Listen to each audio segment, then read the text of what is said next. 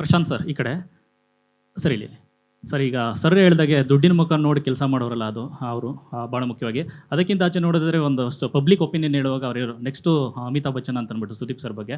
So ಈ ವಿಚಾರದಲ್ಲಿ ನೋಡಿದಾದ್ರೆ ಈ ಸಂಭಾವನೆ ಅಂತ ಬಂದಾಗ ಕಷ್ಟಪಟ್ಟು ಒಪ್ಸಿದ್ದೀರಿ 12ಗೆ, ಜಾಸ್ತಿ ಏನಾದರೂ ಆಗಿದೆಯಾ ಈ ಬಾರಿ ಅಂತ, ಮಾಡಿದ್ದೀರಾ ಅಂತ?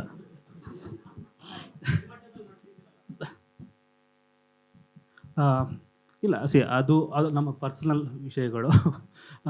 ಬಟ್ ನಾವು ಬೇರೆ ಆಪ್ಷನ್ ಹುಡುಕ್ಲೇ ಇಲ್ಲ. ನೋಡಿದರೆ ಅವ್ರು ಟ್ವೀಟ್ ಮಾಡಿ ನಂತರ ನಾವು ಡಿಸೈಡ್ ಆಗಿದ್ವಿ ಸುದೀಪ್ ಸರ್ ಅಂದರೆ ಬಿಗ್ ಬಾಸ್ ಅಂದ್ರೆ ಸುದೀಪ್ ಸರ್, ಅಲ್ಲಿ ಆಪ್ಷನ್ ನಾವು ಹುಡುಕ್ಲೇ ಇಲ್ಲ.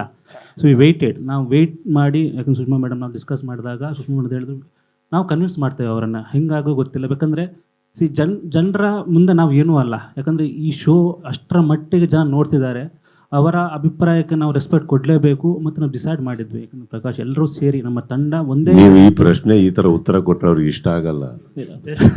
ಡೈರೆಕ್ಟ್ ಆಗಿ ಹೇಳಿ, ಜಾಸ್ತಿ ಆಗಿದೆಯಾ ಸರ್ ಅಂತ? ಸರ್, ಮನೆ ಬಾಡಿಗೆಗೆ ಹೋದ್ರೇ ಪ್ರತಿ ವರ್ಷ 10% ಇನ್ಕ್ರಿಮೆಂಟ್ ಇಲ್ವಾ? ನಾನು ಲೀಸಿಗೂ ಅಲ್ಲ, ರೆಂಟಿಗೂ ಅಲ್ಲ, ನಮ್ದೊಂದು ಇರುತ್ತೆ ತಾನೇ. ಮತ್ತೆ ಸರ್, ನನ್ನ ವರ್ತ್ ಏನು ಅಂತ ಈಗ ನಾನು ಆ್ಯಕ್ಚುಲಿ ನಿಮಗೆ ಕೇಳಬೇಕು. ಅದಕ್ಕಿಂತ ಸ್ವಲ್ಪ ಜಾಸ್ತಿ ಏನು ಕೇಳಿ. But let me tell you something very honestly, that whole tweet or anything ನಾನು ಮಾಡಲ್ಲ ಅಂತ ಅನ್ಬೇಕಾದ್ರೆ ಇದು ತಲೆಯಲ್ಲೇ ಇರಲಿಲ್ಲ. ನನ್ನ ರೇಟು, ಅಮೌಂಟು ಅದೇನು ಬೇಕಾದ್ರೆ ಅದು ಮಾಡ್ದಲ್ಲೇ ಕೂತ್ಕೋಬೋದಲ್ಲ.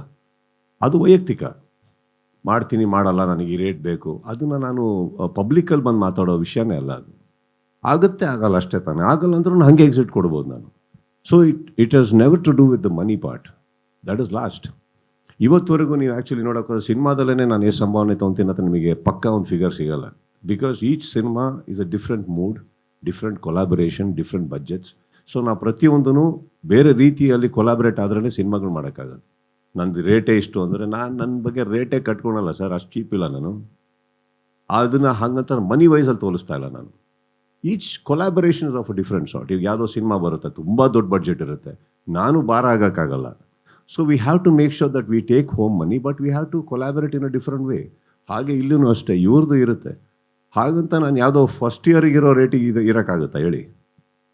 ಬೇಕಾಗತ್ತೆ. ಇವಾಗ ಇನ್ನೊಂದು, on the table don't forget anything. Okay, market ಒಳಗಡೆ ಕಲಾವಿದನಾಗಿರ್ಬೋದು, ಒಬ್ಬ ಹೋಸ್ಟ್ ಆಗಿರ್ಬೋದು, what I get onto their table is what makes a validation. ನನ್ನ ವ್ಯಾಲಿಡೇಷನ್ ಅವರು ನಾನು ಸುದೀಪ್ ಜನ ಹಿಂಗೆ AV ಕೊಟ್ಟರು ಅಂತ ತಕ್ಷಣ ರೇಟ್ ಕೇಳೋಕ್ಕಾಗಲ್ಲ. Sensibly even I am a business man, I understand the validations. What am I getting on to the table, ಅದರಲ್ಲಿ ಒಂದು ಇರುತ್ತಲ್ವಾ. ಸೊ ನಾವು ಅನ್ರೀಸನಬಲ್ ಆಗಿರೋದು ತಪ್ಪಾಗೋಗುತ್ತೆ. So we have to understand ಅವ್ರದ್ದು, including 1 season of budget for Bigg Boss ಎಷ್ಟಿದೆ. ಪ್ರತಿಯೊಬ್ಬರು ಕಂಟೆಸ್ಟೆಂಟ್ಸಿಗೂ ದುಡ್ಡು ಕೊಡಬೇಕು, ಅವರು ಪ್ರತಿಯೊಬ್ಬರಿಗೂ ಇರುತ್ತೆ. ಹಾಗಿರ್ಬೇಕಾದ್ರೆ it's a very reasonable thing that we all crack. Sudeep sir, big boss ಮನೆಯಿಂದ ಹೊರಬರ್ತೀನಿ ಅನ್ನೋದಕ್ಕೆ ಸಿನಿಮಾನೂ ಒಂದು ಕಾರಣ ಆಗಿತ್ತು ಸರ್. ಈಗ ಬ್ಯಾಕ್ ಟು ಬ್ಯಾಕ್ ಸಿನಿಮಾಗಳು BRB ನಡೀತಿದೆ, ಮ್ಯಾಕ್ಸ್ ಸೀಕ್ವಲ್ಸ್ ಇದೆ. ಸೊ ಇದ್ರ ಮಧ್ಯೆ ಒತ್ತಡ ಅನ್ಸಲ್ವ? ಜೊತೆಗೆ ನೀವೇನಾದರೂ ಮಾತನಾಡ್ಕೊಂಡಿದ್ದೀರಾ ಸರ್, ಇಷ್ಟೇ ಸೀಸನ್ಸ್ ತನಕ ನಾನು ಮಾಡ್ತೀನಿ ಅಂತೇಳಿ? ಈಗ 12 ಬಿಟ್ಟು ಅದನ್ನು ಹೊರತುಪಡಿಸಿ ಇನ್ನೊಂದಷ್ಟು ಸೀಸನ್ಗಳು ಮಾಡ್ತೀನಿ ಅನ್ನೋ ಥರ. I think we have signed up for 4 seasons more. Oh my god, that is a big news. ಅದು ದೊಡ್ಡ ಸುದ್ದಿ ಇದು ಸರ್. ಹಿಂದೆ ಇರೋರು ಅವಾಗಿಂದ ಮೈಕ್ ಕೇಳ್ತಾ ಇದ್ದಾರೆ. ಒಂದಷ್ಟು ಕಂಟೆಸ್ಟೆಂಟ್ಸ್ ಸರ್, ಸ್ಪರ್ಧಿಗಳು ಶೋ ಮಧ್ಯದಲ್ಲಿ ಒಂದಷ್ಟು ಕಾನೂನು ಹೋರಾಟಗಳ ಕಾರಣ ನಾವು ಇವರಿಗೆ ಹೇಳಿದೆ, ನಮ್ಮ ಗೆಳೆಯರಲ್ಲಿ ಕೂತಿದಾರಲ್ಲ ಅವರಿಗೆ ಹೇಳಿದೆ. ಅವ್ರು ಅವಾಗ 2-3 ಪ್ರಶ್ನೆ ಆಗ್ತಾ ಇದ್ರು, ನೀವೇ ಹೋಗಿ ಅಂದೆ. ನೀವು ಶಾರದಾ ಒಳಗೆ ಹೋಗಿ ಅಂದೆ. ಎಲ್ಲದು ಬಹಿರಂಗ ಹೊರಗಡೆ ಬಂದ್ಬಿಡ್ಲಿ, ನಿಮ್ಮ ಪ್ರಶ್ನೆಗಳು ಏನೇನಿದೆಯೋ ಎಲ್ಲ ಓಪನ್ ಆಗಿಬಿಡ್ಲಿ ಅಂತ. ಆ್ಯಕ್ಚುಲಿ ಓಪನ್ ಆಗಿ ಹೇಳಿದ್ದೀನಿ ಸರ್ ಅವರಿಗೆ, ನೀವು ಶಾರದಾ ಅದು ಜೋಡಿಯಾಗಿ ಹೋಗ್ಬೇಕು, ಇಬ್ಬರು ಕುತ್ತಿ ಡಿಸ್ಕಸ್ ಮಾಡಿ ಬನ್ನಿ, ನಾನು ಪ್ರಶಾಂತ್ ಅವರಿಗೆ ಆಮೇಲೆ ಮಾತಾಡ್ತೀನಿ ಅಂತ. ಸರ್ ಅದೆಲ್ಲವೂ ಶೋನ ವೇಗಕ್ಕೆ ಒಂದು ಸ್ವಲ್ಪ ಅಡೆತಡೆ ತಂದ್ಕೊಡಲ್ವಾ ಅಂತ. ಒಂದಷ್ಟು ಸ್ಪರ್ಧಿಗಳು ಸರ್, ಅಂದ್ರೆ 2-3 ಕೇಸ್ಗಳಾಗಿತ್ತು, ಹೊರಗಡೆ ಬಂತಿರ್ತಾರೆ ಮಧ್ಯದಲ್ಲಿ ಶೋದಲ್ಲಿ. ಸೊ ಅದೆಲ್ಲ ಸಮಸ್ಯೆ ಆಗಲ್ವಾ ಅಂತ? Yes ma'am. ಸರ್, ಇವಾಗ ಆಗಾಗ ಕೋರ್ಟು ಕಚೇರಿ ಅಂತ ಕರ್ಕೊಂಬರೋದಿರುತ್ತೆ ಮಧ್ಯದಿಂದ ಸರ್, ಅದು ಯಾವ ತರ ಸವಾಲಾಗುತ್ತೆ ಅಂತ ಹೇಳಿ. ಅಂದ್ರೆ ನಾವು ಇಷ್ಟು ಸೀಸನ್ ಅಲ್ಲಿ ಬರೀ ಕಂಟೆಸ್ಟೆಂಟ್ಸ್ ನಾವು ಅಂತ ಇದ್ವಮ್ಮ, ಈಗ ವಕೀಲರು ನೋಡ್ಕೋತಾ ಇದೀವಿ.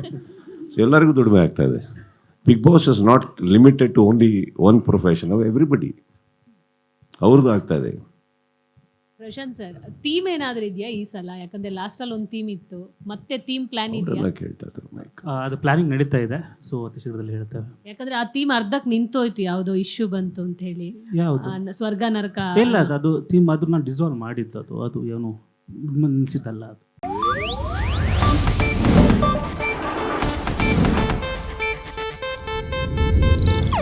ಇದು ಏಷ್ಯಾನೆಟ್ ನ್ಯೂಸ್ ನೆಟ್ವರ್ಕ್ ಪ್ರಸ್ತುತಿ.